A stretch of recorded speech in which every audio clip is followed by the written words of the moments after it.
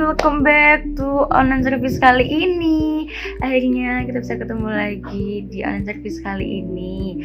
Aku harap kalian makin sehat dan juga udah siap untuk mengikuti ibadah online service kali ini. Oke, jangan lupa juga guys, aku minta kalian untuk siapkan sikap kalian seru saat beribadah. Jangan lupa juga siapkan note kalian, matikan juga notifikasi HP kalian. Oke, sebelum kita beribadah, mari kita berdoa. Tuhan, terima kasih buat kesempatan hari ini. Kalau kami masih bisa ibadah online Tuhan, kami percaya itu semua akan campur tangan Tuhan. Terima kasih Bapak, terima kasih Yesus. Engkau berkati dari awal hingga pada akhirnya juga. Engkau juga memberikan kami semangat sukacita Bapak. Terima kasih Bapak, terima kasih Roh Kudus. Haleluya, amin. Selamat beribadah guys.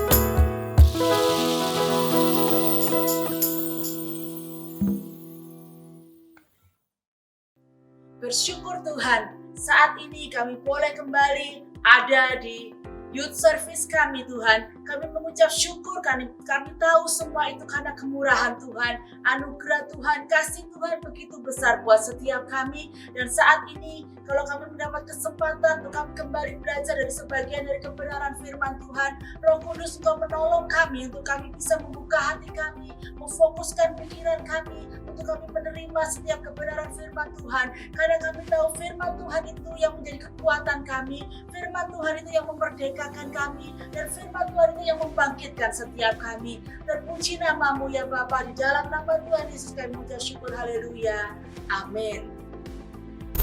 Hai Friendship Members, apa kabar kalian semua? Saat ini kita ada di ibadah kita yang pertama di bulan apa? Bener banget, bulan Juni men ya. Waktu rasanya nggak terasa begitu cepat, tahu-tahu kita sudah ada di pertengahan tahun 2021.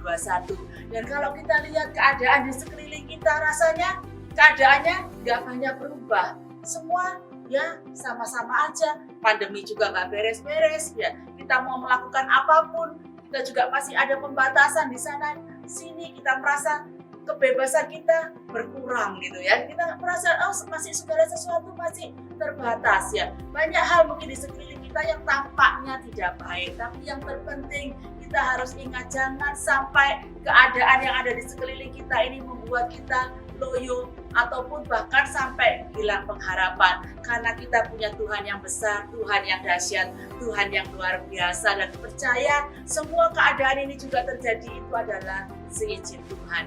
Yang terpenting saat ini yang Tuhan mau buat setiap kita adalah look at yourself.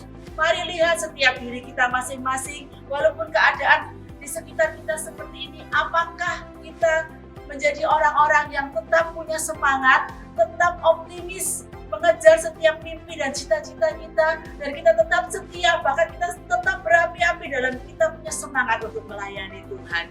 Di bulan ini kita akan belajar tentang tema yang baru, yaitu break out. Ya, artinya apa? Keluar atau escape. Kita keluar dari hal-hal yang buruk. Apa itu? Mungkin bisa berupa kita masih ada ikatan-ikatan dosa atau karakter-karakter yang gak baik, kebiasaan-kebiasaan buruk yang selama ini rasanya membelenggu kita, membuat hidup kita ini gak maksimal. Dan kita mau keluar dari semuanya itu supaya kita timbul menjadi sesuatu yang lebih baik, menggenapi apa yang menjadi rencana tujuan Tuhan di dalam hidup setiap kita. Apa yang harus kita kerjakan? Make a decision. Buat sebuah keputusan untuk kita mau melakukan seperti apa yang Tuhan rancangkan buat kita. Mari kita akan lihat di dalam Alkitab kita di 2 Korintus 3 ayat 16 sampai 17. Kita akan baca sama-sama, teman-teman bisa siapkan Alkitab kalian. Ya, saya kasih waktu buka sama-sama dari Alkitab kalian di 2 Korintus 3 ayat 16 sampai 17, dan kita akan baca ayat ini bersama-sama dengan penuh semangat, dengan mantap kita mau baca. Puji Tuhan, sudah siap? Kita akan baca 2, 3. Tetapi apabila hati seseorang berbalik kepada Tuhan, maka selubung itu diambil daripadanya. Sebab Tuhan adalah roh, dan di mana ada roh Allah, di situ ada kemerdekaan. Amin. Ya, tadi dikatakan bahwa saat kita berbalik kepada Tuhan, selubung itu diambil daripada kita. Artinya apa? Saat ini mungkin ya, kita masih hidup di dalam hal-hal yang gak baik ya. Kita lahir jadi orang Kristen. Mungkin teman-teman dari lahir papa mamanya, bapak ibunya sudah Kristen, dari lahir jadi orang Kristen. Tapi itu tidak menjamin kita ini bebas dari yang namanya dosa. Tidak menjamin kita ini nggak punya belenggu-belenggu yang mengikat kita ya.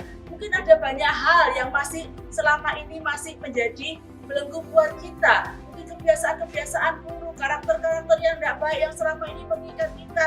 Banyak dosa yang masih menutupi hidup kita ya. Mungkin kita nggak sadar. Tapi itu dikatakan firman Tuhan tadi seperti selubung yang menutup mata kita, menutup hati kita. Kita nggak bisa melihat yang benar itu seperti apa. Tetapi kabar baiknya buat setiap kita tadi dikatakan saat kita buat keputusan, hati kita mau berbalik kepada Tuhan, bahwa Tuhan itu adalah roh dan Dia itu akan memberi kemerdekaan buat kita. kita. Amin, amin ya. Saya percaya kita semua mau jadi orang-orang yang merdeka. Kita pasti melihat hal-hal yang lebih indah saat kita ini jadi orang-orang yang merdeka daripada kita jadi orang-orang yang terbelenggu. Dan juga saat ini mungkin jangan pernah berkata, oh apa aku bisa jadi orang yang merdeka? Apakah aku ini layak jadi orang yang merdeka? Kok rasanya aku ini terlalu bobrok? Rasanya katakan, aduh aku ini tidak layak, aku ini jadi pecundang, aku ini orang yang selalu kalah. Rasanya aku juga nggak mampu ya, rasanya aku punya niat gitu, aku mau jadi lebih baik, tapi aku jatuh lagi dalam dosa. Atau mungkin, oh aku ini kepingin kok nggak lagi punya kebiasaan buruk, tapi lagi-lagi aku tetap masih melakukannya. Rasanya apa aku ini layak, apa aku ini bisa ya. Kita akan lihat sebuah kisah di dalam Alkitab kita. Ya, jangan pernah berkata bahwa aku ini terlalu bobrok, aku ini terlalu berdosa, hidupku ini sungguh-sungguh gak layak, aku sudah gak ada artinya lagi. Jangan pernah berkata seperti itu. Coba kita lihat, buka sama-sama di Yohanes pasal 4. Ya, Yohanes 4 di sini berbicara tentang kisah waktu Tuhan Yesus ketemu seorang perempuan Samaria di pinggir sebuah sumur di tengah hari, siang bolong gitu ya, mau ngambil air tapi di siang hari di tengah bolong. Dan kita lihat di ayat yang ke-10, mulai ayat 10 percakapan Tuhan Yesus dengan perempuan Samaria ini. Jawab Yesus kepadanya, jikalau engkau tahu tentang karunia Allah dan siapakah dia yang berkata kepadamu, berilah aku minum, niscaya engkau telah meminta kepadanya dan ia telah memberikan kepadamu air hidup. Kata perempuan itu kepadanya, Tuhan, engkau tidak punya timba dan sumur ini amat dalam. Dari manakah engkau memperoleh air hidup itu? Adakah engkau lebih besar daripada bapa kami Yakub yang memberikan sumur ini kepada kami dan yang telah minum sendiri dari dalamnya, ia serta anak-anaknya dan ternaknya? Jawab Yesus kepadanya, barang siapa minum air ini, ia akan haus lagi. Tetapi barang siapa minum air yang akan kuberikan kepadanya, ia tidak akan haus untuk selama-lamanya. Sebaliknya, air yang akan kuberikan kepadanya akan menjadi mata air di dalam dirinya yang terus-menerus memancar sampai kepada hidup yang kekal. Kata perempuan itu kepadanya, Tuhan, berikanlah aku air itu, supaya aku tidak haus dan tidak usah datang lagi ke sini untuk menimba air. Kata Yesus kepadanya, pergilah, panggillah suamimu dan datang ke sini. Kata perempuan itu, aku tidak mempunyai suami. Kata Yesus kepadanya, tepat katamu bahwa engkau tidak mempunyai suami, sebab engkau sudah mempunyai 5 suami dan yang ada sekarang padamu bukanlah suamimu. Dalam hal ini engkau berkata benar. Kata perempuan itu kepadanya, Tuhan, nyata sekarang padaku bahwa engkau seorang nabi. Ya, kita berhenti dulu sampai ayat di sini ya. Kalau lihat kisah ini, kita bisa lihat siapa sih perempuan ini ya. Siapa perempuan ini ya? Kalau dilihat dia dikatakan tadi sudah punya 5 suami dan sekarang dia tinggal dengan seorang laki-laki yang bukan suaminya. Mungkin kalau orang lihat rasanya, aduh, parah gitu ya, parah banget gitu ya, parah banget wanita ini gitu ya. Dan mungkin dari kita, kalau kita berdosa gitu, sadar aku berdosa, tapi rasanya kok dibandingkan ini belum separah-parah banget seperti perempuan ini mungkin kita, keadaan kita. Tapi kita lihat dari kisah ini, seorang perempuan berdosa ini, Yesus mau datang kepadanya. Yesus mau memberikan tawaran untuk perempuan ini bisa mendapatkan yang namanya air hidup itu. Kehidupan kekal itu Tuhan juga tawarkan buat perempuan ini. Perempuan yang notabene sangat berdosa ya. Mari lihat kehidupan kita. Jangan pernah berkata, aku tidak mungkin bisa hidup dengan lebih baik. Aku sudah terpuruk, aku ini sangat berdosa. Tapi ingat bahwa dikatakan tadi saat kita mau ambil keputusan untuk kita datang berbalik kepada Tuhan, segalanya tidak ada yang mustahil bagi Tuhan. Hanya ada 3 hal yang perlu kita kerjakan. 3 hal yang perlu kita kerjakan. Kalau dikatakan aku mau break out, aku mau keluar dari segala keterpurukanku, aku mau keluar dari segala belengguku, aku mau keluar dari segala hal-hal yang gak baik di dalam hidupku, aku mau timbul jadi sesuatu yang lebih baik. Yang pertama ya, gampang ingatnya, ada 3 yang saya mau bahas saat ini, yaitu ingat-ingat aja kayak ukuran baju SML gitu ya. Yang pertama S, sadari segala dosa kita, sadari apa yang saat ini jadi belenggu kita, sadari apa yang saat ini masih jadi keterikatan buat kita. Apa yang membuat kita ini saat ini yang nggak bisa maksimal? Mari ingat, sadari satu-satu. Oh, ini hal-hal yang mungkin kita teman-teman bisa lihat. Mungkin aku ini punya pergaulan yang buruk yang selama ini mempengaruhi aku. Jadi saat aku rasanya ingin jadi lebih baik, tapi ternyata teman-temanku ini bawa aku terjerumus lagi dan lagi. Ya, sadari.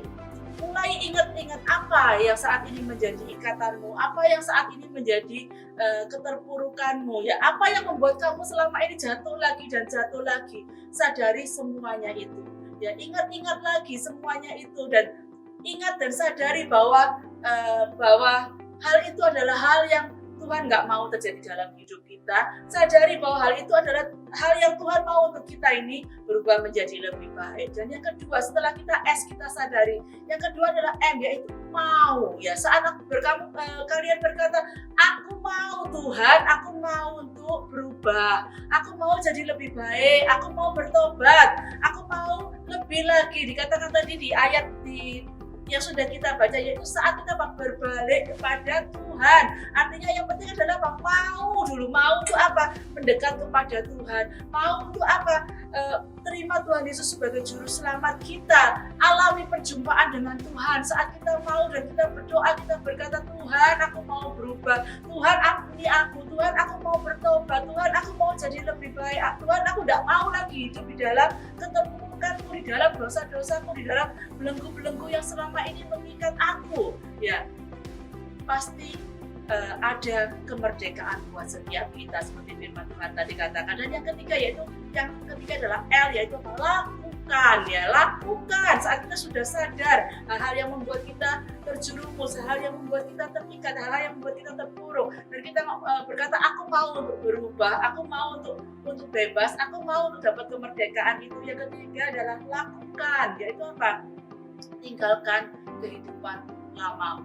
Ubah kebiasaan-kebiasaan burukmu, ya tinggalkan segala hal yang mungkin selama ini sadar, ya kita pasti sadar, waduh ini dosa, aku tidak boleh harusnya lakukan seperti ini, ya hal ini adalah melanggar kekudusan Tuhan. Ya mungkin juga setiap kebiasaan-kebiasaan buruk yang masih kita lakukan, dan karakter-karakter kita juga yang nggak sesuai dengan firman Tuhan, ya kita mau lakukan untuk tinggalkan semuanya itu. Kita latih diri kita paksa diri kita, ya kalau kita mau lakukan itu artinya adalah ada usaha, ada hal yang harus kita kerjakan. Nggak cuma ngomong, oh Tuhan ubah aku gitu ya, Tuhan nggak merubah kita seperti tukang sulap gitu ya, tapi Tuhan mau kita yang melakukan, kita mau meninggalkan itu, ya kita melihat kalau ternyata kamu punya pergaulan yang buruk yang membuat kamu semakin terjerumus, ambil langkah, lakukan. Ya mulai apa? Berdoa, ya lakukan bukan dengan kekuatan kita, tapi berdoa, minta tuntunan Tuhan. Roh Kudus itu penolong buat setiap kita. Pasti kalau kita sungguh-sungguh kita berdoa, Tuhan aku mau berubah, Tuhan aku mau lakukan ini, Tuhan Roh Kudus yang menuntun aku, Roh Kudus yang kasih kekuatan buat aku, Roh Kudus yang kasih hikmat apa yang harus aku kerjakan. Tidak ada yang tidak mungkin bagi orang yang percaya kepada Tuhan. Pertolongan Roh Kudus itu yang membuat kita pasti bisa. Dan kita lihat hasilnya seperti perempuan Samaria ini. Dia yang notabene adalah orang yang sangat-sangat berdosa. Tapi saat dia sudah mengalami perjumpaan itu dengan Yesus, dan dia ngomong, aku mau Tuhan menerima air hidup itu. Dan kita lihat saat dia sudah memutuskan itu, mengambil keputusan, dia mau terima Tuhan Yesus, mau hidupnya dirubah. Kita lihat bagaimana dengan hasil kehidupannya. Kita lihat tadi selanjutnya di ayat yang ke-39. Di Yohanes 4 ayat 39 dikatakan, dan banyak orang Samaria dari kota itu telah menjadi percaya kepadanya karena perkataan perempuan itu yang bersaksi, ia mengatakan kepadaku segala sesuatu yang telah kuperbuat. Jadi benar-benar kehidupan perempuan ini sudah diubahkan. Dia yang dulunya mungkin tahu bahwa dirinya ini orang berdosa, dia malu ketemu orang-orang, ya dikatakan dia ngambil air itu di siang bolong. Ya mungkin kalau orang selainnya ngambil air pagi-pagi berkumpul sama banyak orang, dia berusaha ngambil air di saat-saat nggak ada orang lain karena dia mungkin takut digunjingkan orang, dia malu ketemu orang karena sadar dirinya ini berdosa. Tapi setelah dia mengalami perjumpaan dengan Yesus, setelah kehidupannya dirubah, dia katakan dia bisa bercerita kepada orang-orang, dia dengan berani bercerita kepada orang-orang, bersaksi tentang Yesus. Ayat 40 dikatakan ketika orang-orang Samaria itu sampai kepada Yesus, mereka meminta kepadanya supaya ia tinggal pada mereka, dan ia pun tinggal di situ 2 hari lamanya. Dan lebih banyak lagi orang yang percaya karena perkataannya, dan mereka berkata kepada perempuan itu, kami percaya, tetapi bukan lagi karena apa yang kau katakan, sebab kami sendiri telah mendengar dia dan kami tahu bahwa dialah benar-benar juru selamat dunia. Ya, kalau kita lihat dari kisah ini ya, kisah dari seorang wanita berdosa yang rasanya sudah tidak punya arti apa-apa hidupnya, bahkan mungkin di mata orang-orang sekelilingnya itu sudah sangat hancur hidupnya, sudah tidak ada harapan lagi hidupnya. Tapi saat dia mengalami perjumpaan dengan Tuhan, hidupnya dipulihkan menjadi begitu luar biasa, bahkan bisa menjadi berkat buat banyak orang. Dan itulah juga setiap kita teman-teman, ya anak-anak yang Tuhan yang luar biasa, nggak ada yang mustahil. Saat ini apapun keadaanmu, Tuhan mau kita cek masing-masing kehidupan kita. Jangan bangga kalau bilang aku ini sudah jadi orang Kristen, tapi mari lihat apakah sungguh-sungguh kamu sudah menerima Yesus itu ada di dalam hidupmu dan mengalami perjumpaan dengan dia secara pribadi. Dan saat perjumpaan dengan Yesus itu ada, percaya kemerdekaan itu Tuhan sudah berikan buat kita. Apapun masa lalu kita, apapun dosa-dosa yang pernah kita lakukan, jangan ingat-ingat itu lagi. Jangan terintimidasi oleh setiap dosa, keburukan, keterpurukan kita ya. Itu yang iblis suka kerjakan, yaitu mengintimidasi kita, membuat kita merasa tidak layak, membuat kita merasa terus dibayang-bayangi dosa kita. Tetapi ingat tadi dikatakan bahwa saat hati kita berbalik kepada Tuhan, Tuhan sudah bukakan segala selubung kita, dan Tuhan itu roh Tuhan itu yang memerdekakan setiap kita, memulihkan setiap kita, dan supaya kita menjadi berkat.